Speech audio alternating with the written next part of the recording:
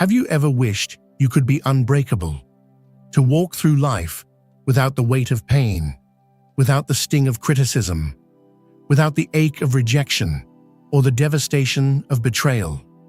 Maybe you've imagined what it would be like to be untouchable, not in a physical sense, but emotionally, mentally, to be able to smile genuinely without having to fake it, to stand tall without needing to hide the trembling happening inside. Maybe you're tired of pretending, tired of showing up every day with a brave face when you're crumbling silently behind your smile.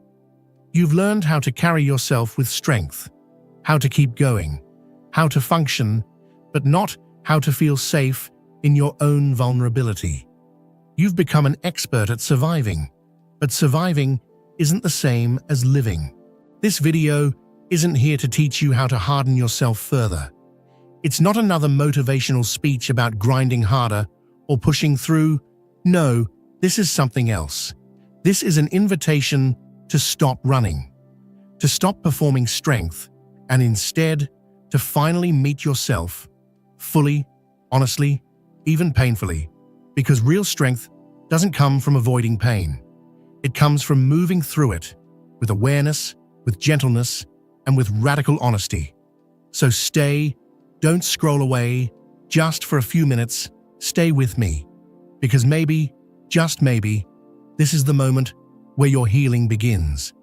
Maybe something deep inside you has been waiting for this, for words that don't ask you to be more, do more, fix yourself, or change, but instead, words that tell you it's okay to feel, it's okay to break, it's okay to be exactly where you are. Have you ever longed to be immune to the world, to stop feeling the subtle stabs of being misunderstood, left out, not chosen, to no longer be shaken by what people say or don't say, by who stays and who leaves, by the silence in between words? Maybe you've fantasized about that version of you, the one who doesn't flinch anymore, who has finally outgrown the ache, but you haven't, not yet, and that's okay.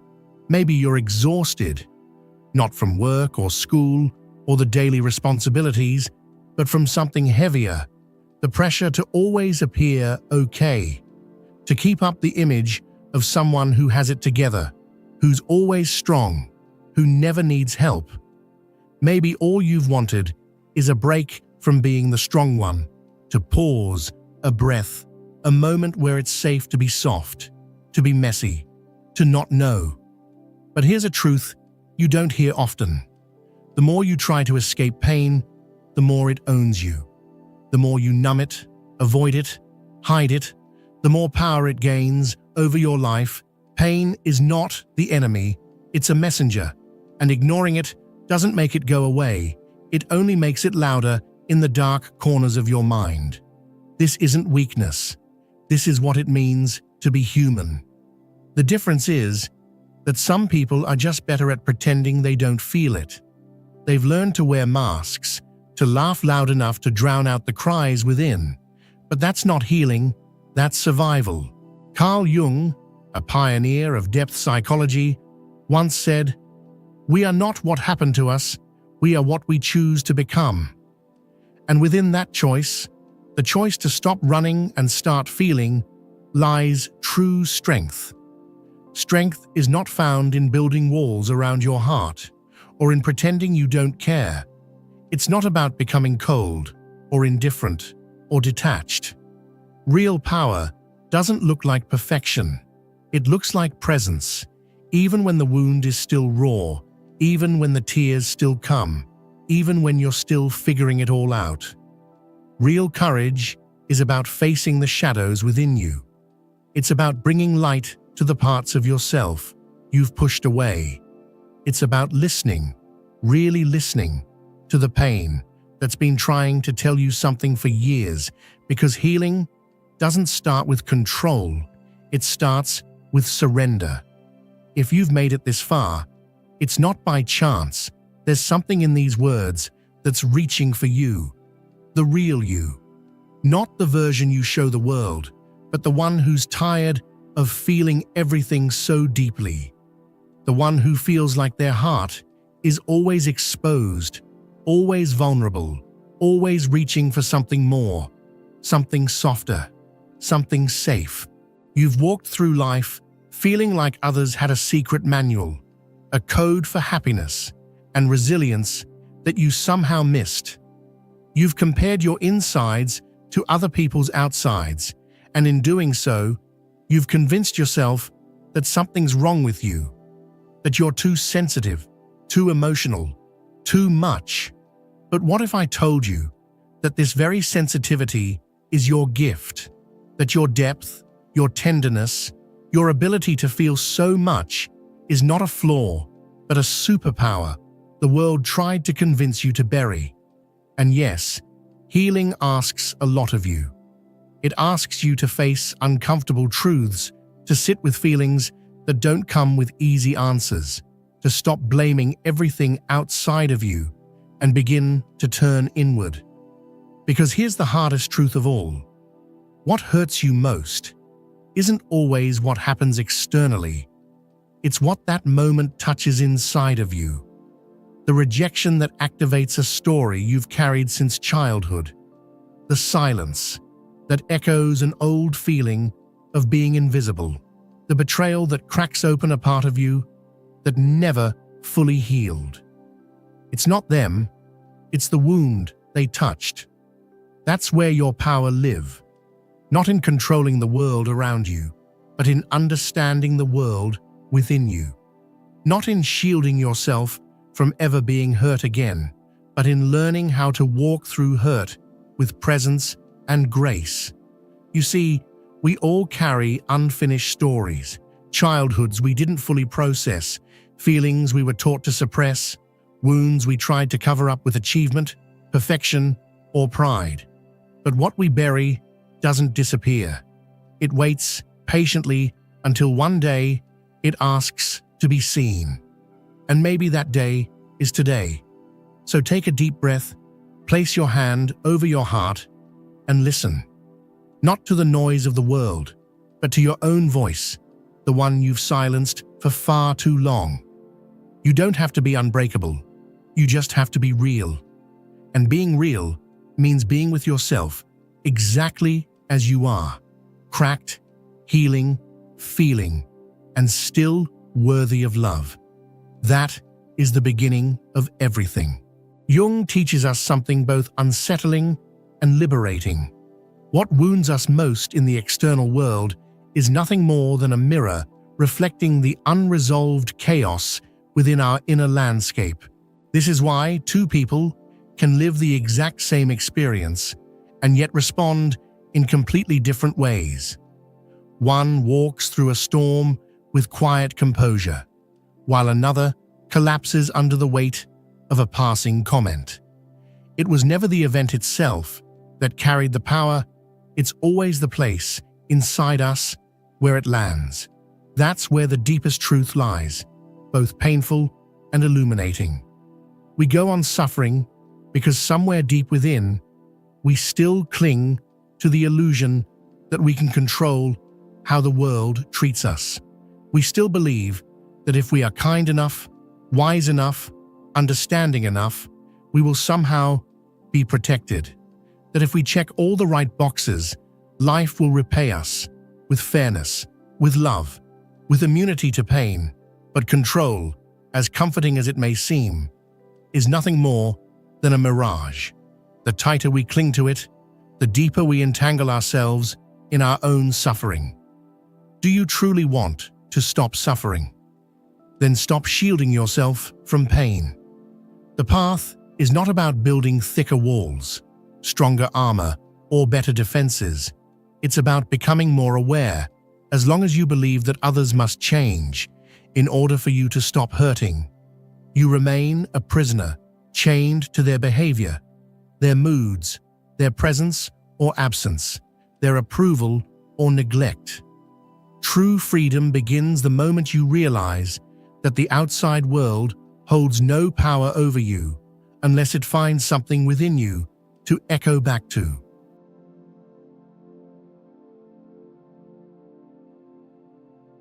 And it's precisely there, in that invisible space, where the most important battle of your life unfolds.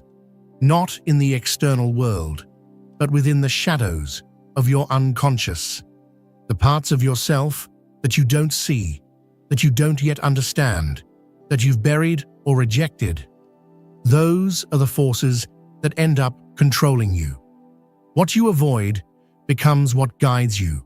What you repress begins to speak in silence, in illness, in repetition, in fear. Waking up isn't a gentle process. It doesn't arrive wrapped in clarity or comfort. It's a rupture, a sudden and undeniable call from the depths of your soul. It doesn't ask for permission. It doesn't arrive when you feel ready. It bursts through the cracks at just the right moment, often disguised as loss, confusion, or emotional collapse, to destroy everything you thought was solid. Everything you believed to be true about yourself, about others, about life. And that is what we are going to explore together. The crack through which the light enters, the precise moment when you begin to suspect that what you believed you were controlling may never have been in your hands to begin with. If these words stir something in you, if you feel a shift, a stirring in your chest, even if you can't name it yet, then you are not alone. This journey is yours too. You are not broken, you are awakening. Thank you for choosing to walk this invisible path with us. The greatest lie we've been taught is that we are fully in charge of our lives. Wake up. That's not true. Not while you're still functioning on autopilot, not while you react without reflection, feel without naming, or make choices from wounds that remain unhealed, only to sabotage yourself later without even realizing why. This journey asks for courage, for patience, for brutal honesty, but it also offers something invaluable in return: the possibility of living not from fear, not from habit, but from truth. Your truth, not the one inherited from others, not the one shaped by survival, but the one buried beneath the noise, the one waiting to be remembered. Keep going. You're closer than you think. Carl Jung once made a profound statement: until you make the unconscious conscious, it will direct your life and you will call it fate. And the truth is, that is exactly what's happening to you right now, whether you realize it or not. That pain you feel but can't explain, that sudden burst of anger that seems to come out of nowhere, that wave of sadness that washes over you unexpectedly, none of it is random. These are not just fleeting emotions or bad days. These are echoes of something deeper. They are messages, warnings, fragments of yourself you've left behind. Parts you've suppressed, hidden away, ignored out of fear, shame, or habit. Jung called this hidden territory the unconscious. And it's not some vague, blurry shadow lingering in the background. It's alive. It's intelligent. It's a dynamic network of memories, unprocessed pain, unspoken desires, deep-rooted fears, and it never stops speaking. It influences your choices, shapes your reactions, colors your relationships, and most of all, it insists on being heard. Even if you try to pretend it's not there, even if you bury it beneath productivity, distractions, or denial. Have you ever wondered why certain words, just a few syllables, can shatter you while others walk away unfazed? Why certain criticisms sting you to the core, or why specific people make you feel instantly defensive, angry, or small? It's because they've touched a raw spot, a wound still open. Something inside you that was never really healed, and as long as it still hurts, it means it hasn't been truly faced. You've only tucked it away in the corners of your mind, hoping time would erase it, but wounds don't vanish on their own, they fester. And eventually, they find a way to speak, whether through your emotions, your behaviors, or the chaos around you. Jung didn't sugarcoat it. He said it plainly. You cannot change anything until you accept it. Condemning your darkness won't liberate you, it will only suffocate you. And yet, what have you been doing all this time? Judging yourself, silencing the parts of you that are crying out, repressing emotions, hoping that by not feeling them, they'll go away. But silence doesn't heal. Silence hides, and what's hidden doesn't disappear. It transforms into something darker. The unconscious doesn't dissolve just because you choose to ignore it. It adapts. It becomes clever. It starts whispering through patterns you can't break. In toxic relationships you keep falling into, even when you swear you've learned your lesson. In acts of self-sabotage, when everything is finally going well. In sudden waves of fear that paralyze you just as you start to feel at peace. These aren't bad coincidences. His isn't just life. This is your shadow, the repressed you, begging to be acknowledged, but you're still asleep. Do you want to stop being vulnerable to invisible pain? Then you must stop running from it. You must dare to look within. Because as long as you keep your unconscious in the dark, your emotions will pull the strings, and you'll keep calling it fate, or worse, bad luck. And here's the paradox. The more you try to armor yourself from the outside, by being strong, distant, unfeeling, the more exposed you become on the inside. True strength isn't about building walls. It's about learning what lies behind them. Real safety doesn't come from numbing or shutting down. It comes from integration, from making peace with all the parts of you, even the messy, painful, uncomfortable ones. Being invulnerable doesn't mean you are untouchable. It means you've sat with your demons long enough to no longer fear them. It means you've understood them, welcomed them, learned from them, and through that, they've lost their power over you. That's what we're aiming for. Not invincibility, but authentic inner strength. Not a hardened shell, but a rooted self. And that journey begins the moment you stop avoiding your pain and instead start listening to it. Too many people think the key to avoiding pain is shutting off, pretending not to care, putting on a mask of indifference. They say things like, "I'm over it," or "nothing gets to me anymore." But often, that's just the voice of someone bleeding internally, dying slowly from within, while appearing composed on the surface, rusting behind a polished facade. But the real danger isn't in feeling too much. It's in not knowing what you feel or why you feel it. It's in being disconnected from yourself, acting on impulses you don't understand, reacting to wounds you haven't yet named. And that only happens when you haven't looked inward, when you haven't taken the most necessary, most terrifying, and most powerful journey of all, the journey into your own abyss. Because self-awareness isn't a luxury, it's not a spiritual hobby, it's a necessity. It's the difference between living a life that's yours and one that feels like it belongs to someone else. A life where you're a stranger to yourself. And if you don't take that journey, if you don't choose to look at what's been hidden, then life will keep mirroring it back to you. In the form of broken relationships, cycles you can't escape, emptiness you can't fill, and pain you can't outrun. So don't wait for life to scream louder. Don't wait until everything falls apart. The time to begin is now. To listen, to face, to remember, and to reclaim every part of who you are. Because healing doesn't start when the pain stops. It starts when you're finally ready to see it. When Jung so precisely said, "Learn all the theories, master all the techniques, but as you touch a human soul, be just another human soul." He wasn't speaking solely as a psychologist. He was speaking as someone who understood the sacred dance between two conscious beings. It wasn't merely advice for therapists or healers, it was an invitation to all of us to remember that our presence, our humanity, is far more powerful than our knowledge or our tools.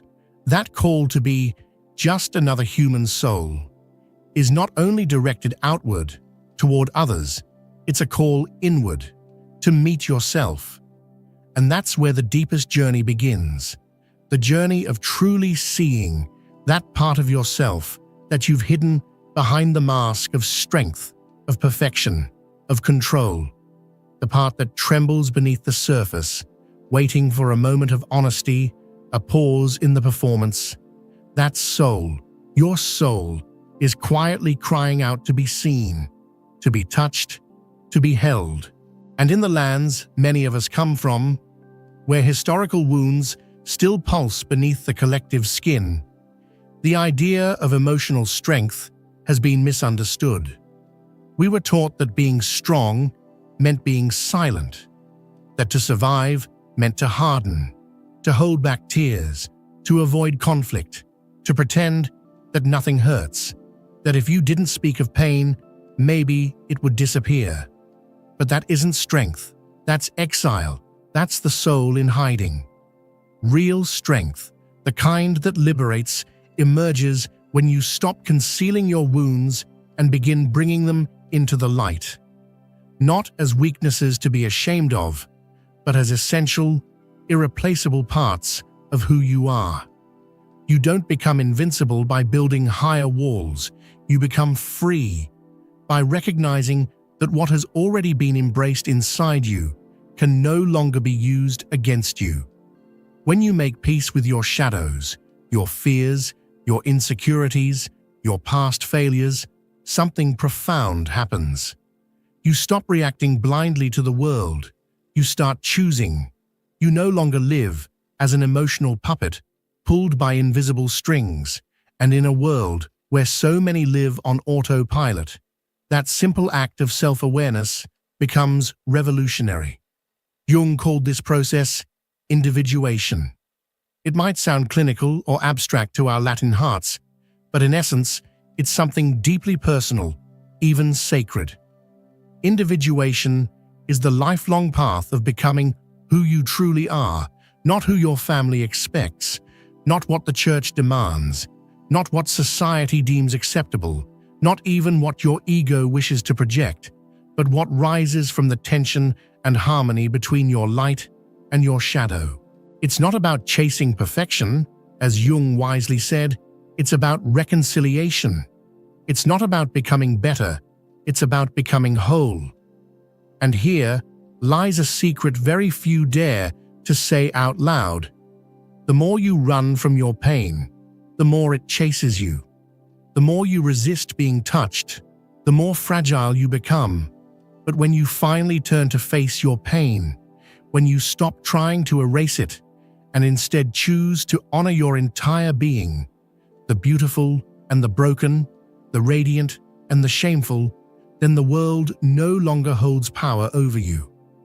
This path, however, requires ancient courage, a deep, ancestral bravery, the kind of courage it takes to stop numbing yourself, to feel fully, to allow yourself to drop the masks, to sit quietly with your own raw self, because the seed of transformation is hidden exactly where it hurts the most. And that, right there, is the next threshold. To understand that pain is not your enemy. Pain is a sacred portal, a threshold into a power within you that you never knew you had. From a very young age, you were taught to fear pain. Maybe at home, you were told that suffering is weakness, that crying is a waste of time. That feeling too deeply makes you vulnerable. So you fled, you learned to deny, you distracted yourself, you stayed busy, you numbed everything that felt too intense. But pain doesn't disappear just because you ignore it. It doesn't vanish because you pretend it's not there. Pain transforms. It puts on masks. It becomes anxiety, inexplicable anger, apathy, numbness. It shows up as impulses you don't understand, as heaviness you can't explain. It digs quiet tunnels inside you until one day everything collapses without warning. Jung never saw suffering as punishment.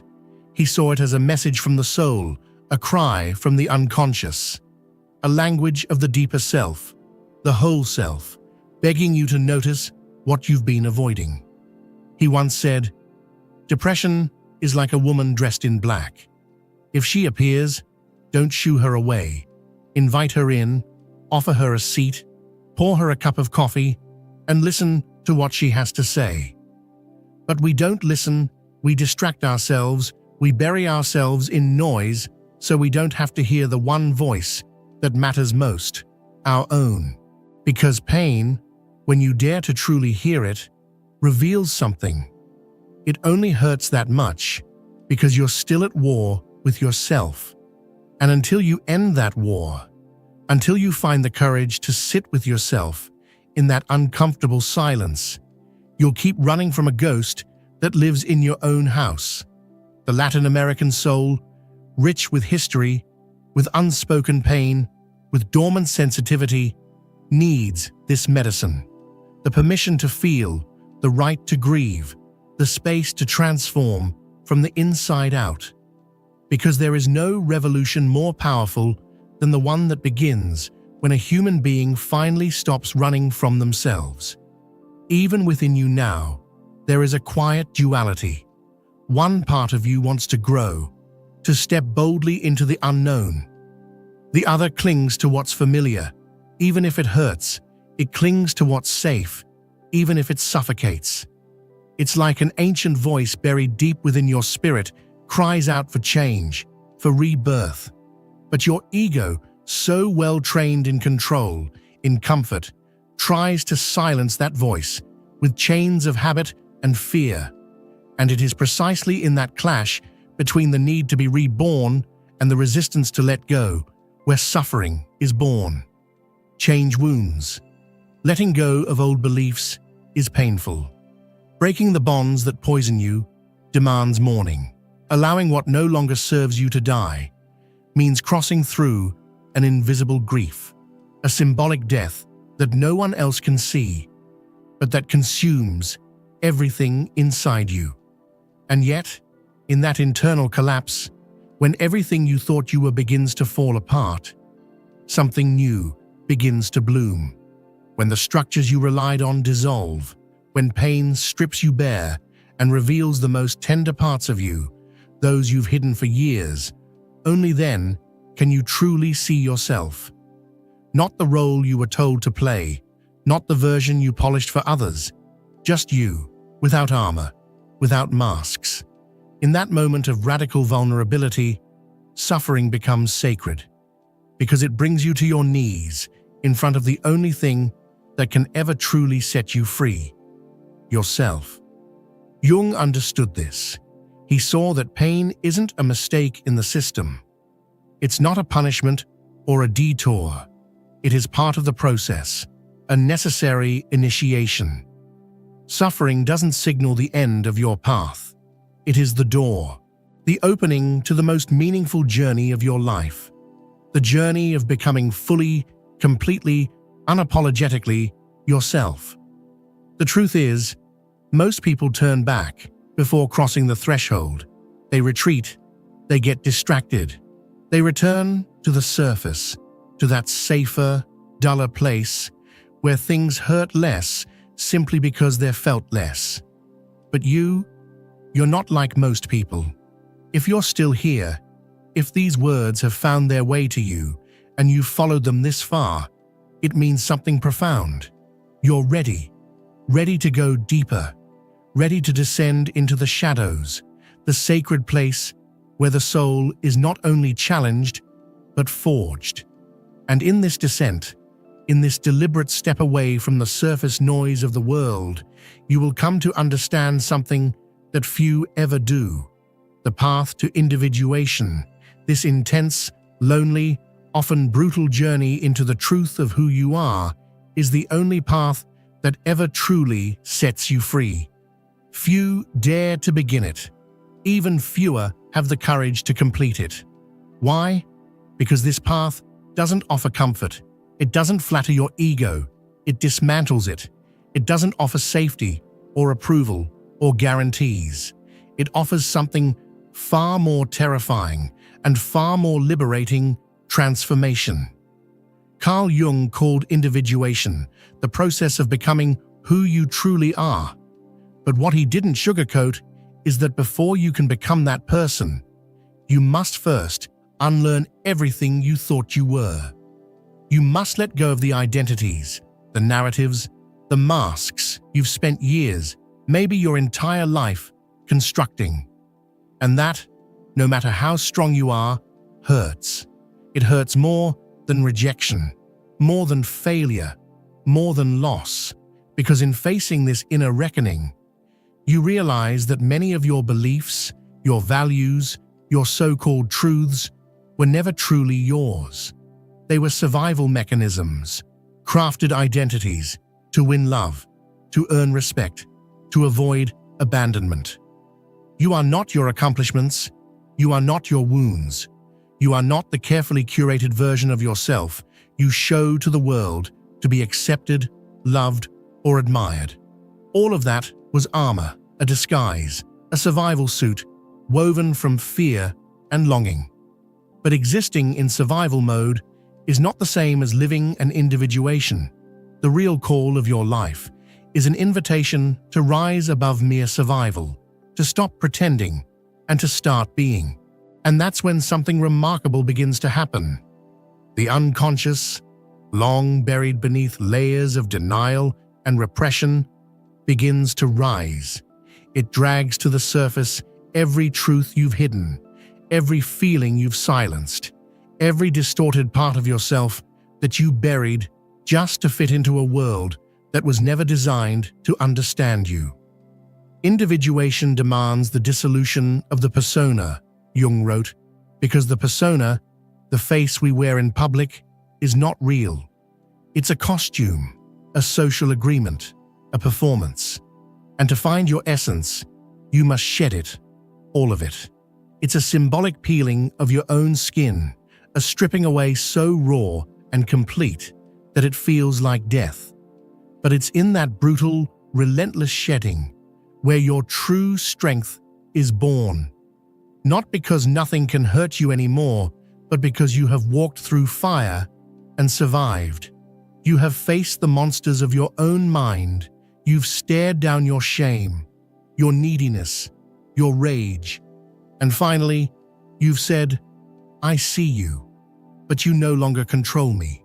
That is the beginning of real clarity, the kind that can't be taken away from you, the kind that gives you a quiet, unshakable power. You no longer need to win every argument. You don't need everyone's approval. You don't need to be adored, because now you know who you are. And that kind of knowing is untouchable.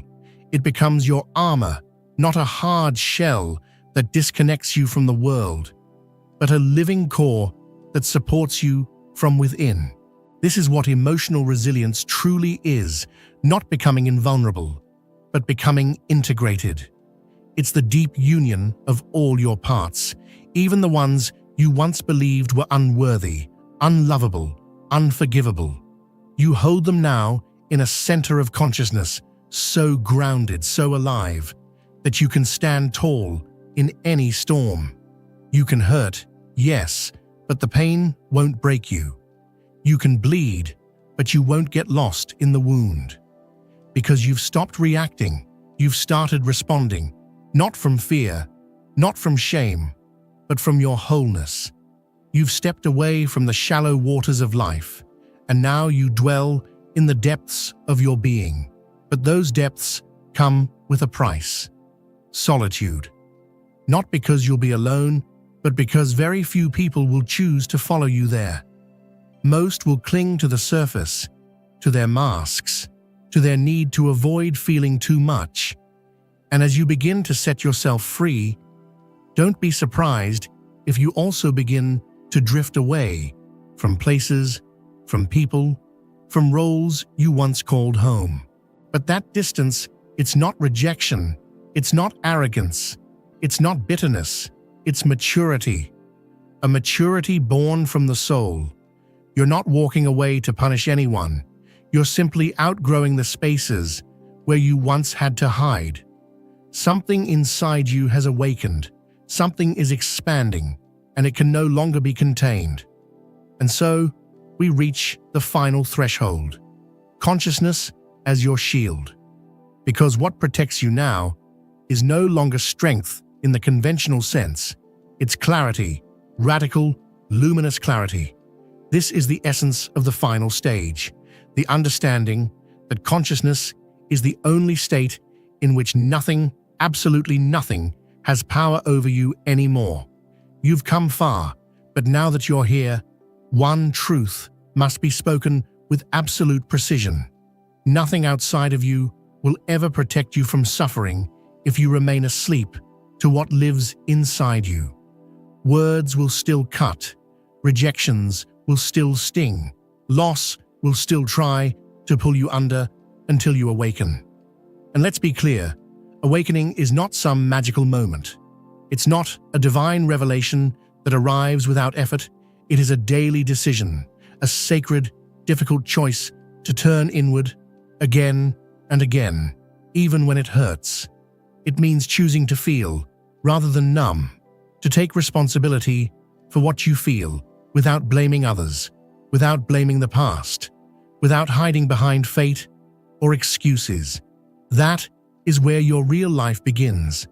Carl Jung once said, "What you resist persists, what you accept transforms." And you have resisted so much. You've resisted the fear of not being enough, the hollow ache that rejection leaves behind, the silent wound of loneliness, the inner turmoil of feeling unseen, unheard, unnoticed. You've carried these invisible weights, clenching your jaw, hiding your tears, pretending to be fine. You've worn strength like armor, not because you felt strong, but because the world gave you no other choice. What did you do with all of it? You hid. You became silent. You built invisible walls and tried to keep everything under control. You chased perfection, like your life depended on it. You worked so hard to appear unbreakable, to seem in control, to never let the cracks show. And now, here you are, tired, worn out, not just physically, but deep in your soul. You're exhausted from the battle, the one you fought not just against the world, but against yourself. But something inside you is starting to wake up because now, finally, you're beginning to understand. True emotional resilience is not about becoming harder. It's not about being cold or distant or indifferent. Real immunity isn't about shielding yourself from pain. It's about facing it with open eyes and an open heart. It's not about building thicker walls, but about gaining clearer vision, about seeing what's real and allowing yourself to feel it, all of it, without letting it break you. When you begin to understand your wounds, your emotional triggers, your reactions, your shadows, when you begin to witness them instead of fighting them, something shifts. Suddenly, the actions of others, their rejection, their criticism, their indifference, they lose their grip on you. They no longer have the power to destroy you. You still feel, but you no longer drown. You still experience pain, but you don't lose yourself in it. And that changes everything. What protects you isn't hiding from life, it's diving into it, fully, consciously, courageously, with eyes wide open. It's not about escaping pain, but about learning to hold it, to walk alongside it without letting it define you. Because those who stay on the surface are constantly bruised by every crashing wave. But those who dare to dive deep, who are brave enough to explore the dark, silent depths within, discover something extraordinary, a quiet place of balance, of clarity, of unshakable strength. And that That is where you are heading. Maybe slowly, maybe unsure, but steadily. Toward that depth, toward that stillness, toward the place where nothing outside of you can knock you down anymore. Not because the world becomes kinder, but because you are no longer trying to be someone you're not. Because when you begin to live from that space, from integration, from presence, from radical self-acceptance, the world can try to knock you over, but it no longer finds a place in you to strike. So if any part of this message stirred something inside you, if even a sliver of your forgotten self blinked awake in these words, say it out loud or write it down somewhere, even if just for yourself. I choose awareness, I choose truth, I choose to feel, to heal, to live not in illusion, but in authenticity. Let us begin a movement, not of perfectly composed masks, but of honest souls. A movement of people who are no longer interested in merely surviving behind a facade of strength, but who are ready to live fully, vulnerably, awake. Because you deserve that, because the world needs that, and because the real transformation doesn't begin with the first step. It begins when you decide not to stop at the first step, when you choose to keep going, even trembling, even unsure, but alive, aware, and true. Let's begin again, but this time as ourselves. That's all for today. Thanks for watching until the end of the video. If you enjoyed the content, don't forget to like, subscribe, and hit the bell so you don't miss anything. Let me know in the comments what you thought